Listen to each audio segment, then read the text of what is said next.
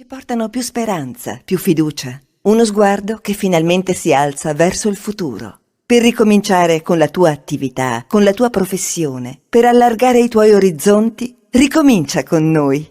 Contatta il nostro ufficio pubblicità. È il momento giusto per ripartire insieme. Chiamaci ai nostri contatti.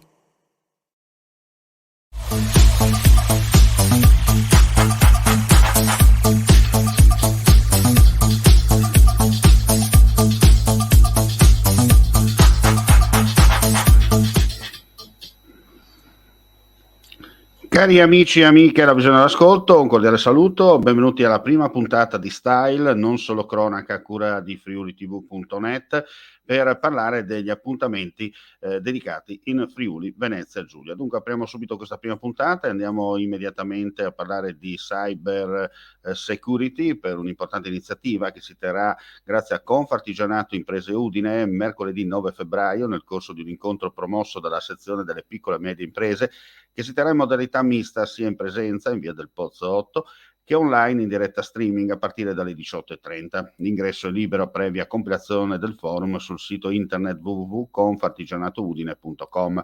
A introdurre il delicato tema del cyber security sarà l'avvocato Antonella Fiaschi, che oltre a fare il punto della normativa europea e nazionale, spiegherà anche i motivi del forte interesse dell'Europa per la sicurezza informatica. A seguire Sergio Guarnieri, Key Account Large Enterprise del Division di Fastweb, illustrerà i rischi e le facilità per le aziende e le reti di essere soggette ad attacchi informatici e si soffermerà sui processi e sulle tecnologie innovative per difendersi. Un'urgente e non più rinviabile modifica al codice dei contratti è quanto chiede la politica regionale, tramite questa al Parlamento, la Lega delle Cooperative del Friuli Venezia Giulia, che nella conferenza stampa annuale di bilancio ha ribadito oggi a Udine l'importanza della questione.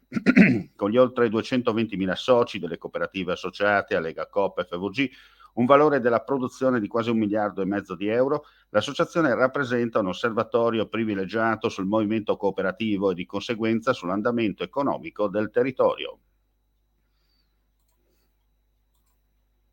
Sono 5 le università italiane ad aver già firmato un protocollo d'intesa con il Ministero della Pubblica Amministrazione per offrire ai dipendenti pubblici percorsi di alta formazione. Tra queste l'Università di Udine. Si tratta di un progetto che rientra nel più ampio piano denominato Riformare la pubblica amministrazione, che ha l'obiettivo di migliorare e aggiornare le competenze dei dipendenti pubblici, offrendo una serie di agevolazioni. L'Università di Udine ha definito un'offerta formativa focalizzata sulla pubblica amministrazione con 2 corsi di laurea di primo livello e 2 di secondo livello, cui, in deroga alle regole vigenti, è possibile iscriversi entro l'11 febbraio prossimo.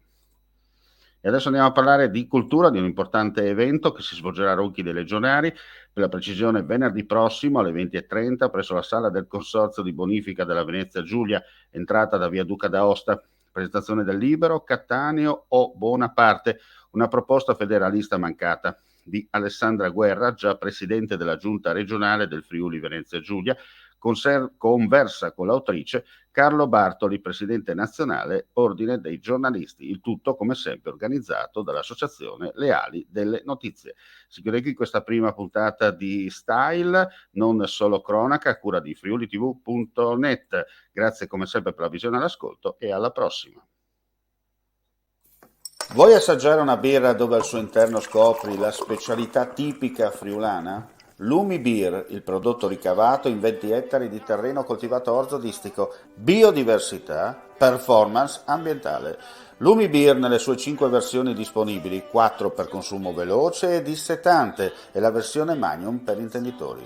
Lumi Beer si abbina a qualsiasi palato. Lumi Beer è un prodotto esclusivo Azienda Agricola Pancera, il buon seme, i buoni frutti.